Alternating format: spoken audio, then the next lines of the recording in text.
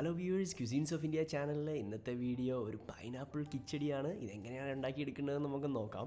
ഇതിൻ്റെ ഇൻഗ്രീഡിയൻസിൽ വരുന്നത് pineapple 1 cup, ചിരണ്ടിയെടുത്ത തേങ്ങ 4 ടേബിൾ സ്പൂൺ, അതുപോലെ പച്ചമുളക് 3 എണ്ണം, കരിവേപ്പില ആവശ്യത്തിന്, ചെറിയുള്ളി 3 എണ്ണം, വറ്റൽ മുളക് 4 എണ്ണം, അതുപോലെ മഞ്ഞൾപ്പൊടി 1/4 ടീസ്പൂണും എടുക്കുന്നുണ്ട്, ഇഞ്ചി 1/2 ടേബിൾ സ്പൂൺ, ജീരകം 1/2 ടീസ്പൂൺ, കടുക് 1/2 ടീസ്പൂൺ, അതുപോലെ ശർക്കര ഇത് നമുക്ക് ആവശ്യമുണ്ടെങ്കിൽ മാത്രം ഉപയോഗിച്ചാൽ മതി. പൈനാപ്പിളിൻ്റെ മധുരത്തിനനുസരിച്ചാണ് നമ്മളിവിടെ ശർക്കര ആഡ് ചെയ്യുന്നത്. തൈര് 3-4 ടേബിൾ സ്പൂൺ.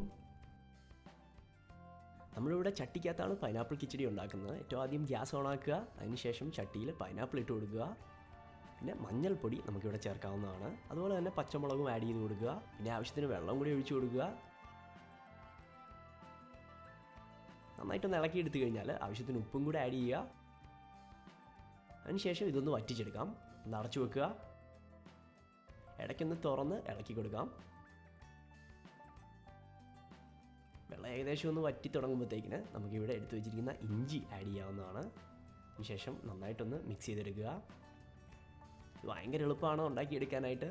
ഇനിയും നമുക്ക് എടുത്തു വെച്ചിരിക്കുന്ന തേങ്ങായും അതുപോലെ ജീരകവും കൂടി ഒരു പേസ്റ്റാക്കി റെഡിയാക്കി എടുക്കാം. അതിനുശേഷം കുറച്ച് കടുക് ഇതുപോലെ ഒന്ന് പൊടിച്ച് ആ പേസ്റ്റിലേക്ക് ആഡ് ചെയ്യുക. ഇനി ഇത് മിക്സിയിൽ പെട്ടെന്നൊന്ന് മിക്സ് ചെയ്തെടുക്കുക. അതിനുശേഷം അത് ഈ ചട്ടിയിലേക്ക് നമുക്ക് ആഡ് ചെയ്യാം. ഇത് കുറച്ച് നേരം നന്നായിട്ടൊന്ന് ഇളക്കിയെടുക്കാം. ഇവിടെ മധുരമൊക്കെ ഒന്ന് നോക്കിയിട്ട് ശർക്കര നമ്മൾ എടുത്തു വെച്ചിരിക്കുന്നത് വെള്ളത്തിൽ ചാലിച്ച് ആവശ്യമാണെങ്കിൽ മാത്രം ആഡ് ചെയ്ത് കൊടുക്കാവുന്നതാണ്. അതിനുശേഷം ഇവിടെ നമ്മൾ ആവശ്യത്തിന് വെള്ളം ആഡ് ചെയ്ത് കൊടുക്കുകയാണ്.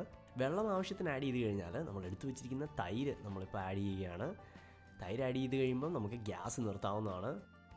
അത് കഴിഞ്ഞാൽ കടുകൊന്ന് പൊട്ടിച്ച് ചെറിയുള്ളിയും വറ്റൽമുളകും അതുപോലെ കരിവേപ്പിലയും കൂടി ആഡ് ചെയ്ത് അത് നമുക്ക് ഈ കറിയിലേക്ക് ആഡ് ചെയ്യാം. അത് കഴിഞ്ഞാൽ നമ്മുടെ പൈനാപ്പിൾ കിച്ചടി ഇവിടെ റെഡിയായി കഴിഞ്ഞു. ഈ റെസിപ്പി നിങ്ങൾക്കെല്ലാം ഇഷ്ടപ്പെട്ടു എന്ന് പ്രതീക്ഷിക്കുന്നു. എല്ലാ കൂട്ടുകാർക്കും വലിയൊരു നന്ദി.